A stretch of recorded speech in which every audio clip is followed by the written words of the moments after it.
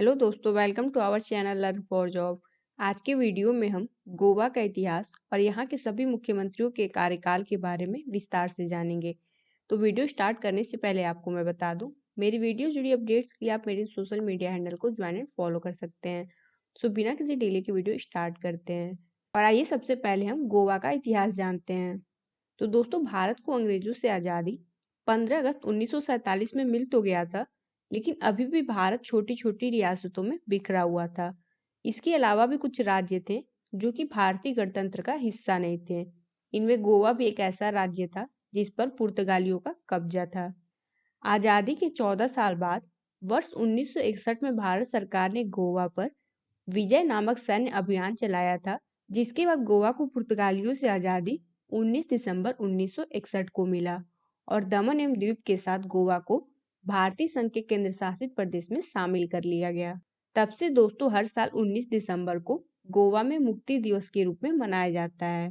इसके बाद में गोवा में चुनाव हुए और लोगों की चुनी हुई सरकार के रूप में 20 दिसंबर 1963 को महाराष्ट्रवादी गोमतंक पार्टी के दयानंद बांदोड़कर, जो भाऊ साहेब बंडोरकर के नाम से प्रसिद्ध थे, गोवा एंड दमन और दीव टेरिटरी के पहले निर्वाचित मुख्यमंत्री के रूप में शपथ ग्रहण किए थे। इनका जन्म 12 मार्च 1911 को पेरनेम में हुआ था। इनका पहला कार्यकाल 2 दिसंबर 1966 तक था। फिर यहाँ 2 दिसंबर 1966 से 5 अप्रैल 1967 तक राष्ट्रपति शासन लागू रहा था। आपको बता दें कि मुख्यमंत्री दयानंद बांदोड़कर गोवा यूनियन टेरिटरी को महाराष्ट्र राज्य में मिलाने की मांग की, क्योंकि गोवा महाराष्ट्र के पड़ोस में स्थित था। हालांकि उनके महाराष्ट्र में विलय के प्रस्ताव को लेकर गोवा वासियों के कड़े विरोध का सामना करना पड़ा था। फिर भारत की तत्कालीन प्रधानमंत्री इंदिरा गांधी ने वहां के लोगों को दो विकल्प दिए। पहला था केंद्र शासित प्रदेश के रूप में गोवा की वर्तमान स्थिति को बनाए रखने के लिए, एंड सेकेंड, गोवा को पड़ोसी राज्य महाराष्ट्र और दमन और दीव के अन्य पूर्ववर्ती पुर्तगाली परिक्षेत्रों को पड़ोसी राज्य गुजरात में मिलाना। तो यहाँ वर्ष 1967 में जनमत संग्रह हुआ और गोवा के लोगों ने पहला विकल्प चुना, यानी कि उन्होंने केंद्र शासित प्रदेश के रूप में रहना पसंद किया। तो दयानंद बांदोड़कर 1963, 1967 एंड 1972 में महाराष्ट्रवादी गोमतांक पार्टी का प्रतिनिधित्व करते हुए चुनाव में जीत हासिल की और 1973 में अपनी मृत्यु तक सत्ता में रहे थे। इनके निधन के बाद इनकी बेटी ताई के नाम से मशहूर शशिकला काकोडकर दूसरी मुख्यमंत्री बनी। इनका जन्म 7 जनवरी 1935 को नॉर्थ गोवा डिस्ट्रिक्ट के पेरनेम टाउन में हुआ। ये गोवा, दमन और दीव की मुख्यमंत्री के रूप में सेवा करने वाली पहली और अभी जनवरी 2022 तक एकमात्र महिला हैं। इन्होंने 2 बार गोवा, दमन और दीव के मुख्यमंत्री के रूप में कार्य किया। पहला कार्यकाल 12 अगस्त 1973 से 7 जून 1977 तक रहा। इन्होंने दोस्तों अपने पिता के अधूरे कार्यों को आगे बढ़ाया। आपको बता दें कि काकोडकर ने मार्च 1975 में गोवा, दमन और दीव के आर्थिक विकास निगम की स्थापना की, जो कि अब आर्थिक विकास निगम गोवा है, और 1975 में गोवा माध्यमिक और उच्च माध्यमिक शिक्षा बोर्ड की भी स्थापना की। इसके अलावा इनकी सरकार ने भूमि सुधार की दिशा में भी कदम उठाए। इसके बाद दोस्तों 1977 के विधानसभा चुनावों में, जो आपातकाल के बाद हुए थे, मुख्यमंत्री शशिकला के सामने सबसे बड़ी चुनौती भ्रष्टाचार और पक्षपात के आरोप थे। इन्होंने अपने घोषणा पत्र में आपातकाल और गोवा को पूर्ण राज्य का दर्जा देने की मांग का विरोध किया था। इसके अलावा इस घोषणा पत्र में कोंकणी भाषा को विकसित करने का मुद्दा शामिल था। इन्होंने कुशल प्रशासन, तेजी से सामाजिक आर्थिक विकास, जीवन स्तर में वृद्धि, गोवा के लिए एक उच्च न्यायालय, शिक्षा, स्वास्थ्य और कृषि उत्पादकता के विस्तार का भी वादा किया।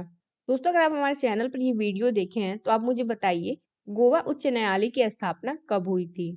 तो मुख्यमंत्री शशिकला ने बाधाओं के खिलाफ लड़ाई लड़ी और महाराष्ट्रवादी गोमतांक पार्टी एक बार फिर से सत्ता में वापस आने में सफल रही और 7 जून 1977 को दूसरी बार गोवा, दमन और दीव के मुख्यमंत्री के रूप में इन्होंने शपथ ली। मुख्यमंत्री के रूप में अपने दूसरे कार्यकाल के दौरान इन्होंने गोवा में बेरोजगारी पर अंकुश लगाने के लिए 11 औद्योगिक संपदाओं की स्थापना की। दोस्तों, लगभग 1 वर्ष के शांतिपूर्ण कार्यकाल के बाद इनको अपनी पार्टी के भीतर विद्रोह का सामना करना पड़ा और 27 अप्रैल 1979 को महाराष्ट्रवादी गोमतांक पार्टी में बंटवारे के बाद इन्होंने पद से इस्तीफा दे दिया। इसके बाद गोवा विधानसभा भंग करके 27 अप्रैल 1979 से 16 जनवरी 1980 तक राष्ट्रपति शासन लागू किया गया।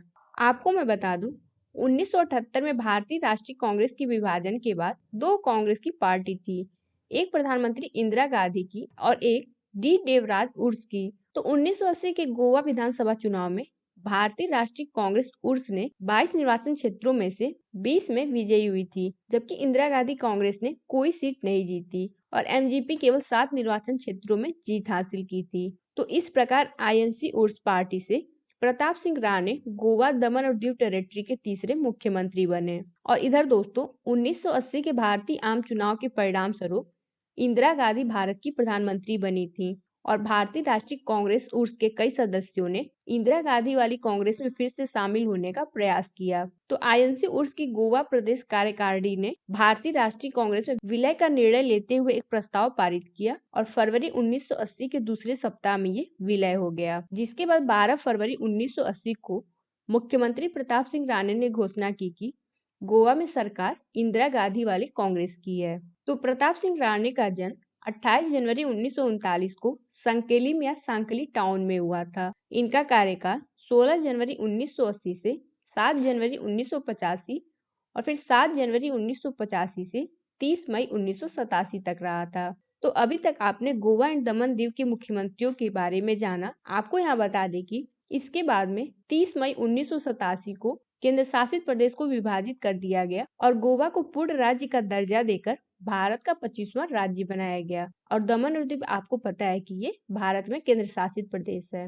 दोस्तों, आप यहाँ ध्यान दीजिएगा कि 19 दिसंबर को गोवा मुक्ति दिवस और 30 मई को गोवा स्थापना दिवस मनाया जाता है। तो गोवा, दमन और दीव केंद्र शासित प्रदेश के मुख्यमंत्री के रूप में 3 लोगों ने काम किया है। फिर जब गोवा अलग राज्य बन गया, तब कांग्रेस पार्टी के प्रताप सिंह राणे ने इस राज्य के सबसे पहले मुख्यमंत्री के रूप में शपथ ली थी। इनका पहला कार्यकाल 30 मई 1987 से 9 जनवरी 1990, फिर 9 जनवरी 1990 से 27 मार्च 1990 तक रहा। इनके कार्यकाल के दौरान किए गए उपलब्धियों में गोवा में कदम्बा परिवहन निगम सरकार द्वारा संचालित बस परिवहन प्रणाली का शुभारंभ शामिल है। इन्होंने ग्रामीण क्षेत्रों में स्कूल और कॉलेज शुरू किए। इनके कार्यकाल के दौरान ही गोवा विश्वविद्यालय भी स्थापित किया गया।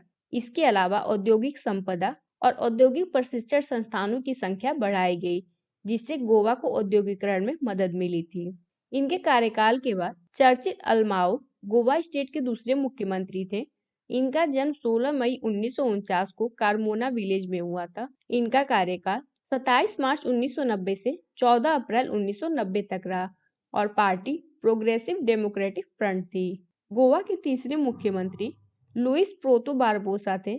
इनका कार्यकाल 14 अप्रैल 1990 से 14 दिसंबर 1990 तक रहा और पार्टी प्रोग्रेसिव डेमोक्रेटिक फ्रंट थी। गोवा को पूर्ण राज्य का दर्जा मिलने के बाद पहली बार राष्ट्रपति शासन यहाँ 14 दिसंबर 1990 से 25 जनवरी 1991 तक लागू रहा था। राष्ट्रपति शासन हटने के बाद रवि एस नाइक गोवा के चौथे मुख्यमंत्री बने। इनका जन्म 18 सितंबर 1946 को नॉर्थ गोवा डिस्ट्रिक्ट के पोंडा सिटी में हुआ था। इनका पहला कार्यकाल 25 जनवरी 1991 से 18 मई 1993 तक रहा और इनकी पार्टी इंडियन नेशनल कांग्रेस थी।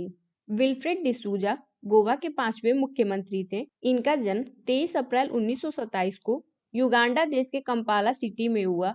इनका पहला कार्यकाल 18 मई 1993 से 2 अप्रैल 1994 तक रहा और पार्टी भारतीय राष्ट्रीय कांग्रेस थी। इनके बाद मुख्यमंत्री रवि एस नाइक का दूसरा कार्यकाल 2 अप्रैल से 8 अप्रैल 1994 तक ही रहा। फिर दूसरी बार विल्फ्रेड डिसूजा 8 अप्रैल 1994 से 16 दिसंबर 1994 तक ही मुख्यमंत्री रहे थे। फिर प्रताप सिंह राणे 16 दिसंबर 1994 से 29 जुलाई 1998 तक गोवा के मुख्यमंत्री रहे। विल्फ्रेड डिसूजा तीसरी बार 29 जुलाई 1998 से 23 नवंबर 1998 तक मुख्यमंत्री थे और इस बार इनकी पार्टी गोवा राजीव कांग्रेस पार्टी थी। छठवें सीएम लुइजिनो फलेरो थे।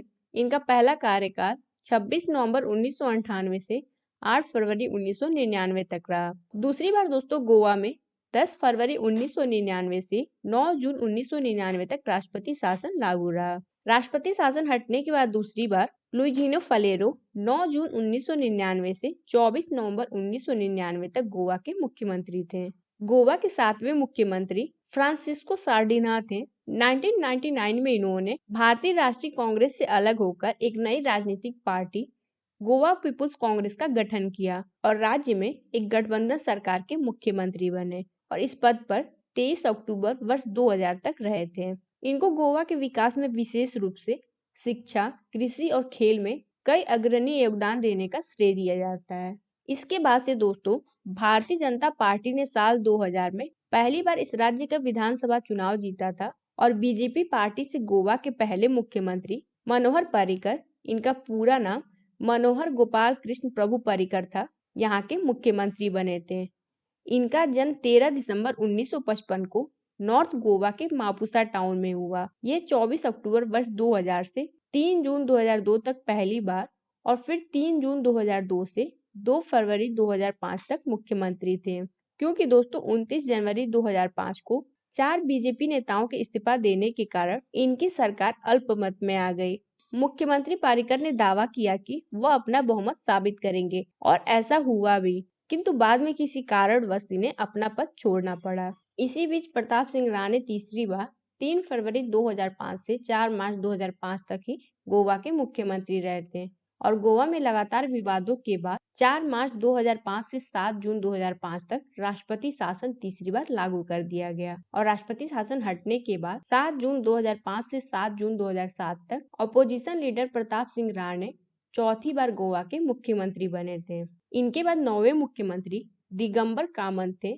इनका जन्म 8 मार्च 1954 को मारगांव में हुआ। इनका कार्यकाल 8 जून 2007 से 8 मार्च 2012 तक था और इनकी पार्टी इंडियन नेशनल कांग्रेस थी। इसके बाद 2012 में हुए चुनाव में बीजेपी पार्टी को जीत मिली और मनोहर पर्रिकर 9 मार्च 2012 से 8 नवंबर 2014 तक गोवा के फिर से मुख्यमंत्री बने। और इधर दोस्तों 2014 में लोकसभा के चुनाव में बीजेपी पार्टी को जीत मिली थी और केंद्र में सरकार बनने के बाद मनोहर पर्रिकर देश के रक्षा मंत्री बने। फ्रेंड्स, अगर आप भारत के सभी रक्षा मंत्रियों की लिस्ट देखना चाहते हैं तो आप इस वीडियो को डिटेल में आई बटन या डिस्क्रिप्शन बॉक्स में लिंक पर क्लिक करके देख सकते हैं। तो रक्षा मंत्री बनने के बाद मनोहर पर्रिकर को गोवा का मुख्यमंत्री का पद छोड़ना पड़ा और फिर उनकी जगह लक्ष्मीकांत यशवंत पार्सेकर को गोवा राज्य का मुख्यमंत्री बनाया गया। इनका जन्म 4 जुलाई 1956 को पेरनेम में हुआ था।